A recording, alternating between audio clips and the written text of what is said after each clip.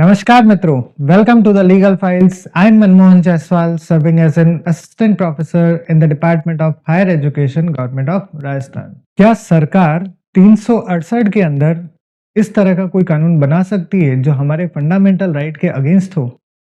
क्या इम्पैक्ट रहेगा जो संविधान से पहले हमारे पास कानून थे जो फंडामेंटल राइट से इनकंसिस्टेंट कर देते, और संविधान आने के बाद में अगर कोई इस तरह के कानून सरकार बनाती है तो उन कानूनों की वैलिडिटी किस तरह से डिसाइड होगी? हमारे फंडामेंटल राइट्स एक्चुअल में रियल लाइफ में किस तरह से प्रोटेक्ट किए जाते हैं? इसी सारे क्वेश्चन का जवाब हमें मिलता है आर्टिकल 13 में। आर्टिकल 13 में सिर्फ 4 क्लॉज हैं। उन 4 क्लॉज के अंदर 3 से 4 डॉक्ट्राइन छिपे हैं, सुप्रीम कोर्ट के लैंडमार्क केसेस छिपे हैं जो हमें इन सारे क्वेश्चन का जवाब देते हैं। तो चलिए स्टार्ट करते हैं। तो इस वीडियो में हमने कवर किया है आर्टिकल 13 के ऊपर, जो पूरा का पूरा बेयर टेक्स्ट है वो क्या कहता है। Whether the term law in Article 13 Clause 2 includes constitutional amendment made under Article 368।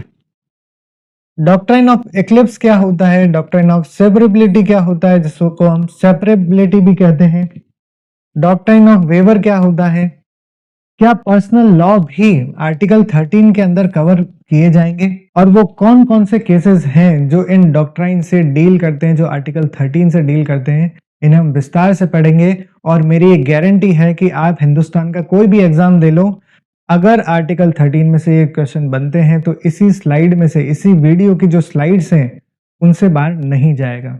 तो चलिए स्टार्ट करते हैं। आर्टिकल 13 हमें 4 क्लॉजेस के बारे में बताता है, that is first, second, third and fourth. अब इन क्लॉजेस के पीछे क्या कहानी है उन्हें देखते हैं। सबसे पहले, all laws in force in the territory of India immediately before the commencement of this constitution insofar as they are inconsistent with the provision of this part, that is fundamental right, shall to the extent of such inconsistency be void। तो ये बात कर रहा है हमारे pre constitutional law की। वो सारे कानून जो 26 जनवरी 1950 से पहले के हैं हमारे पास, अगर उस कानून में कोई ऐसी बात है या ऐसा कोई प्रोविजन है या वो पूरा का पूरा कानून जो पार्ट 3 से या फंडामेंटल राइट से इनकंसिस्टेंट होता है, तो वो कानून वॉइड माना जाएगा उस हद तक जिस हद तक वो फंडामेंटल राइट के अगेंस्ट में जा रहा है। लेकिन ध्यान रहे दोस्तों कि जो 1950 से पहले, 26 जनवरी 1950 से पहले उनके अंदर जो जो एक्ट किए गए हैं वो वैलिड माने जाएंगे। क्यों? क्योंकि आर्टिकल 372 हमें क्या बताता है? It provides that the validity to all the pre constitutional laws which lays down that subject to the other provision of this constitution, all laws in force in the territory of India immediately before the commencement of this constitution shall continue in force until altered, repealed or amended by the competent legislature। तो article 372 हमें ये बताने की कोशिश कर रहा है कि वो सारे कानून जो संविधान आने से पहले बनाए गए थे, वो सारे कानून वैलिड माने जाएंगे उन पास्ट ट्रांजैक्शन या एक्ट के लिए, और वो वैलिड तब तक माने जाएंगे जब तक पार्लियामेंट उसे ऑल्टर्ड या रिपील ना कर दे। आर्टिकल 13 क्लॉज 1 जो है वो प्रोस्पेक्टिव इफेक्ट की बात करता है। ध्यान रखना, रिट्रोस्पेक्टिव इफेक्ट की बात नहीं हो रही है, प्रोस्पेक्टिव इफेक्ट की बात हो रही है। इसका मतलब ये हुआ कि जब हमारा संविधान आया तब से वो सारे कानून इन जो फंडामेंटल राइट से इनकंसिस्टेंट है वो वॉइड माने जाएंगे। इसका मतलब ये हुआ कि जो पुराने ट्रांजैक्शन थे, पुराने जो एक्ट थे वो वैलिड माने जाएंगे क्योंकि वो कानून उस वक्त वैलिड थे। इसलिए आर्टिकल 13 क्लॉज 1 जो है वो प्रोस्पेक्टिव इफेक्ट की बात करता है, क्योंकि वो कानून शुरू से वॉइड एब इनिशियो नहीं थे, वो वैलिड थे शुरू से। इसीलिए अब इसी बात को कंफर्म करने के लिए हमारे पास है Keshav Madhav Menon versus state of Bombay का केस, जिसमें सुप्रीम कोर्ट ने साफ साफ क्लियर किया कि वो सारे प्री कॉन्स्टिट्यूशनल लॉ एग्जिस्ट करेंगे, वैलिड रहेंगे उन सारे पास्ट एक्ट के लिए जो कॉन्स्टिट्यूशन से पहले किए गए हैं। अब इससे एक चीज क्लियर हो गई कि प्री कॉन्स्टिट्यूशनल लॉज जो हैं वो प्रोस्पेक्टिवली वॉइड माने जाएंगे, ना कि वॉइड एब इनिशियो, अगर वो पार्ट 3 से इनकंसिस्टेंट होते हैं तो और ये क्वेश्चन मैंने बहुत बार कंपटीशन एग्जाम में देखा है कि 13 क्लॉज 1 जो है वो प्रोस्पेक्टिवली वॉइड है या वॉइड एब इनिशियो है, या उसका इफेक्ट रिट्रोस्पेक्टिव है या प्रोस्पेक्टिव इफेक्ट है। Coming to the next clause, the state shall not make any law which takes away or abrases the right conferred by this part, and any law made in contravention of this clause shall to the extent of such inconsistency या contravention be void। अब इसमें ये जो law शब्द है इसको अच्छे से याद रखना, क्योंकि आगे की स्लाइड में इस लॉ को सुप्रीम कोर्ट ने बार बार इंटरप्रेट किया है। अब ये सेकंड क्लॉज क्या कहना चाह रहा है? सेकंड क्लॉज ये कहना चाह रहा है कि अगर संविधान के बाद में स्टेट इस तरह का कोई भी कानून नहीं बनाएगा जो पार्ट 3 और फंडामेंटल राइट से इनकंसिस्टेंट हो, और सरकार अगर इस तरह का कोई कानून बनाती है जो फंडामेंटल राइट से इनकंसिस्टेंट है, तो उस कानून को वॉइड डिक्लेयर कर दिया जाएगा। इसीलिए ये आर्टिकल 13 क्लॉज 2 जो है यही जन्म देता है जुडिशियल रिव्यू को, क्योंकि अनकॉन्स्टिट्यूशनल डिक्लेयर करने का काम है जुडिशरी का। जुडिशरी उसका जुडिशियल रिव्यू करेगी और अगर वो फंडामेंटल राइट से इनकंसिस्टेंट है तो उसे अनकॉन्स्टिट्यूशनल डिक्लेयर करेगी, तभी हमारे जो कॉन्स्टिट्यूशनलिज्म का जो सपना है वो साकार होगा। स्टेट के ऊपर कुछ रेस्ट्रिक्शन है जिसे उसे मानना पड़ेगा, जब भी हमारे फंडामेंटल राइट्स जो हैं वो एक्चुअल में प्रोटेक्ट किए जाएंगे।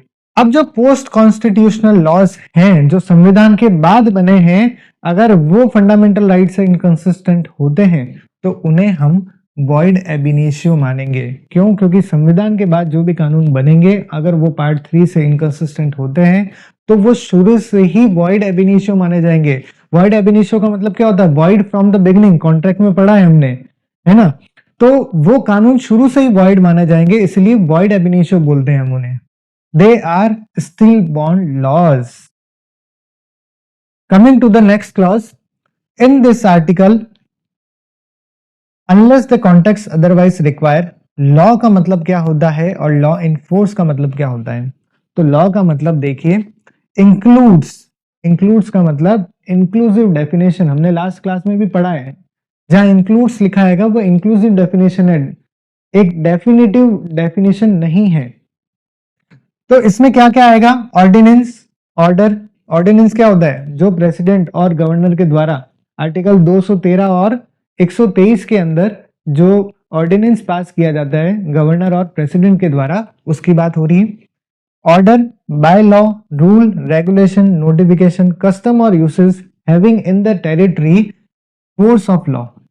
तो ये सारे लॉ के डेफिनेशन के पार्ट माने जाएंगे।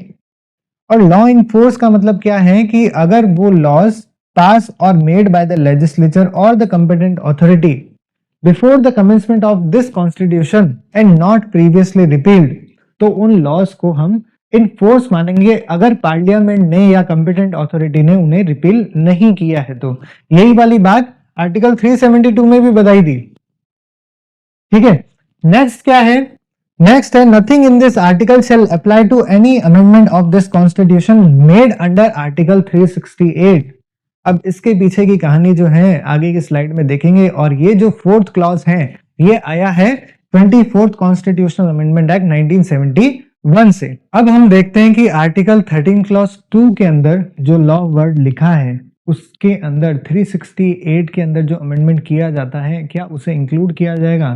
तो उसके लिए सबसे पहला केस हमारे पास आता है शंकरी प्रसाद वर्सेस यूनियन ऑफ इंडिया 1951 का केस, जिसमें सुप्रीम कोर्ट ने ये कहा कि 13 क्लॉज 2 के अंदर जो लॉ वर्ड लिखा है उसमें 368 के अंदर अगर कोई अमेंडमेंट किया जाता है तो उसे हम इंक्लूड नहीं मानेंगे। उसके पीछे रीजन क्या दिया है कि 13 क्लॉज 2 जो है ना वो ये बात कहना चाह रहा है कि अगर कोई भी ऑर्डिनरी लॉ इस तरह का कोई पार्लियामेंट बनाती है जो फंडामेंटल राइट से इनकंसिस्टेंट हो तो वो वॉइड माना जाएगा। लेकिन 368 में तो कॉन्स्टिट्यूशनल अमेंडमेंट की बात हो रही है, तो इसका मतलब ये हुआ कि कॉन्स्टिट्यूशन के अमेंडमेंट जो 368 में किए गए हैं वो तो फिर फंडामेंटल राइट को वायलेट कर सकते हैं, क्योंकि सुप्रीम कोर्ट के हिसाब से तो 368 में जो कानून बनाया जाएगा, जो कॉन्स्टिट्यूशन अमेंडमेंट किया जाएगा, वो 13 क्लॉज 2 के अंदर जो लॉ शब्द लिखा है वो इंक्लूड ही नहीं होता। Therefore, Article 13 Clause 2 does not affect the amendment made under Article 368. अब इसी बात को Sajjan Singh versus state of Rajasthan 1965 के केस में फॉलो किया। नेक्स्ट केस आया Golaknath versus state of Punjab 1967 के केस में, और सुप्रीम कोर्ट ने ये दोनों के दोनों केसेस को ओवररूल्ड किया, प्रोस्पेक्टिवली ओवररूल्ड किया, जिसका मतलब ये हुआ कि जब इस केस का जजमेंट आया उस तारीख से ये माना जाएगा कि ये ओवररूल्ड हैं, मतलब पुराने जो ट्रांजैक्शन थे उनके लिए वैलिड था, बट इस तारीख से जब इसका जजमेंट आया उस तारीख से उसे ओवररूल किया और कहा कि 13 क्लॉज 2 के अंदर जो लॉ वर्ड लिखा है और 368 में जब पार्लियामेंट कोई भी कॉन्स्टिट्यूशन के अंदर अमेंडमेंट करती है वो एक माने जाएंगे, उसे भी लॉ के शब्द में इंक्लूड माना जाएगा। अब ये और क्लियर किया कि the word law in article 13 clause 2 includes statutory as well as constitutional law. पहले केसेस में क्या कहा था कि सिर्फ स्टैट्यूटरी लॉ है ना जो 13 क्लॉज 2 के अंदर उसी पे अप्लाई हो रहा है, कॉन्स्टिट्यूशनल अमेंडमेंट जो है 368 पे उस पे वो 13 क्लॉज 2 अप्लाई नहीं हो रहा है। बट इस केस के अंदर गोलकनाथ के केस में क्लियर कर दिया कि 13 क्लॉज 2 के अंदर भी जो लॉ शब्द लिखा है वो 368 में भी अगर कोई कानून बनाया जाएगा तो वो उसके अंदर इंक्लूड माना जाएगा। इसका मतलब ये हो गया कि 13 क्लॉज 2 जो है वो दोनों को कवर कर रहा है, ऑर्डिनरी लॉ को भी और कॉन्स्टिट्यूशन के अंदर जो भी 368 में अमेंडमेंट हो रहे हैं, और इस तरह का कोई अमेंडमेंट या इस तरह का कोई भी ऑर्डिनरी लॉ जो फंडामेंटल राइट से इनकंसिस्टेंट होता है तब फिर जुडिशरी उसको वॉइड डिक्लेयर कर सकती है। तो कहीं ना कहीं पार्लियामेंट की जो पावर है उन पे कंट्रोल किया, उनकी पावर को रेस्ट्रिक्ट किया। इसी के साथ पार्लियामेंट ने 24th कॉन्स्टिट्यूशनल अमेंडमेंट एक्ट 1971 पारित किया और दो क्लॉज जोड़े 13 क्लॉज 4 और 368 क्लॉज 3, जिसमें साफ साफ क्लियर किया कि जो 13 क्लॉज 2 के अंदर जो लॉ शब्द आ रहा है उसमें 368 में हम जो कानून बना रहे हैं वो उसका पार्ट नहीं माना जाएगा। और 368 के 3 में ये बात बोल दी कि अगर हम 368 के 3 में अगर कोई कानून बना रहे हैं तो वो जो 13 क्लॉज 2 के अंदर जो हमने लॉ शब्द लिखा है वो उसका पार्ट नहीं माना जाएगा। मतलब दोनों जगह उन्होंने क्लियर कर दिया। क्यों? क्योंकि इस जो गोलकनाथ का केस था उस जजमेंट को नलीफाई करने के लिए, उसके इफेक्ट को नलीफाई करने के लिए इस अमेंडमेंट को लेकर आए। अब इस अमेंडमेंट के बाद ये पोजीशन हो गई कि 368 में पार्लियामेंट कुछ भी कर सकती है, ऐसा कोई भी कानून ला सकती है जो फंडामेंटल राइट से इनकंसिस्टेंट हो, और अमेंडमेंट से क्लियर कर दिया कि 368 में जो भी हम अमेंडमेंट करेंगे वो 13 क्लॉज 2 का पार्ट नहीं माना जाएगा।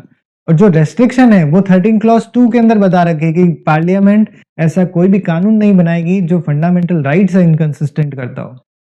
अब वो पावर और वो जो रेस्ट्रिक्शन थी वो तो अब हटा दी 24th कॉन्स्टिट्यूशनल अमेंडमेंट ने। तो अब क्या किया जाए? अब जो नेक्स्ट केस आया Kesavananda Bharati versus state of Kerala 1973, इस केस में जो 24th कॉन्स्टिट्यूशनल अमेंडमेंट एक्ट किया गया था उसे चैलेंज किया, और सुप्रीम कोर्ट ने क्या किया? सुप्रीम कोर्ट ने जो गोलकनाथ का केस था उसे पार्शली ओवररूल किया और ये कहा कि पार्लियामेंट के पास 368 में वाइड पावर है जिसके अंदर वो फंडामेंटल राइट को भी अमेंडमेंट कर सकती है। दूसरा, 24th कॉन्स्टिट्यूशनल अमेंडमेंट को वैलिड माना। तीसरा, constitutional amendment is not law as per article 13 clause 2। ये सुप्रीम कोर्ट ने क्लियर किया कि 13 क्लॉज 2 के अंदर जो लॉ शब्द लिखा है और 368 के अंदर जो अमेंडमेंट किया जाता है वो दोनों अलग अलग हैं। जो रेस्ट्रिक्शन है वो कॉन्स्टिट्यूशनल अमेंडमेंट के ऊपर नहीं अप्लाई होगी। कौन सी वाली रेस्ट्रिक्शन? जो 13 क्लॉज 2 के अंदर स्टेट के ऊपर रेस्ट्रिक्शन है कि आप इस तरह का कोई कानून नहीं बनाओगे जो फंडामेंटल राइट से इनकंसिस्टेंट हो रहा हो, तो वो रेस्ट्रिक्शन जो है 368 के अंदर कवर नहीं हो रही है। लेकिन सुप्रीम कोर्ट ने सबसे अच्छी चीज जो करी वो ये करी कि parliaments amending power is limited by basic structure doctrine. अब ये जो बेसिक स्ट्रक्चर डॉक्ट्राइन है ये इसका ओरिजिन हुआ और ये क्लियर किया कि 368 में आपके पास अमेंडमेंट की फुल पावर है, कर सकते हो आप। लेकिन जो बेसिक स्ट्रक्चर के अंदर जो जो पार्ट आते हैं आप उसके अगेंस्ट में कोई भी कानून नहीं बना सकते। अब बेसिक स्ट्रक्चर में क्या क्या आता है, जैसे कि democracy, rule of law, judicial review etcetera etcetera. तो इसे अगर हम कंक्लूड करें और ये कहें कि प्रेजेंट पोजीशन क्या है, तो प्रेजेंट पोजीशन ये है कि 13 क्लॉज 2 के अंदर जो लॉ शब्द है उसमें 368 का जो कॉन्स्टिट्यूशनल अमेंडमेंट है उसे हम इंक्लूड नहीं करेंगे। दूसरी चीज, 368 में पार्लियामेंट के पास ये पावर है कि वो फंडामेंटल राइट में अमेंडमेंट कर सकती है। तीसरा और सबसे इंपॉर्टेंट कि पहले हम 368 को 13 क्लॉज 2 के अंदर इंक्लूड क्यों कर रहे थे, जिससे कि पार्लियामेंट के ऊपर ये जो रेस्ट्रिक्शन है ये बनी रहे, फंडामेंटल राइट के इनकंसिस्टेंट कानून बनाने की जो रेस्ट्रिक्शन है वो बनी रहे। अब जो पार्लियामेंट के पास जो रेस्ट्रिक्शन है वो 13 क्लॉज 2 नहीं लगा रहा, अब रेस्ट्रिक्शन लगा रहा है बेसिक स्ट्रक्चर डॉक्ट्राइन। और इस डॉक्ट्राइन के अंदर जो जो टर्म्स यूज हो रहे हैं, जैसे कि जुडिशियल रिव्यू, हमारी डेमोक्रेटिक कंट्री होनी चाहिए, रूल ऑफ लॉ होना चाहिए, कॉन्स्टिट्यूशन सुप्रीम होना चाहिए, तो 368 के अंदर पार्लियामेंट इस तरह का कोई अमेंडमेंट नहीं कर सकती जो हमारे बेसिक स्ट्रक्चर डॉक्ट्राइन के इनकंसिस्टेंट हो। आ गया बढ़िया समझ? ये तो आर्टिकल 13 के सिर्फ बेयर टेक्स्ट एक्सप्लेनेशन था, बट पिक्चर अभी बाकी है मेरे दोस्त, क्योंकि अगले वीडियो के अंदर हम वो सारे डॉक्ट्राइन्स जो आर्टिकल 13 से रिलेटेड हैं और उनके साथ साथ उनके लैंडमार्क जजमेंट उन्हें डिस्कस करेंगे, जब भी आर्टिकल 13 जो है पूरे के पूरे तरीके से समझ आएगा। तो मिलते हैं पार्ट 2 के अंदर।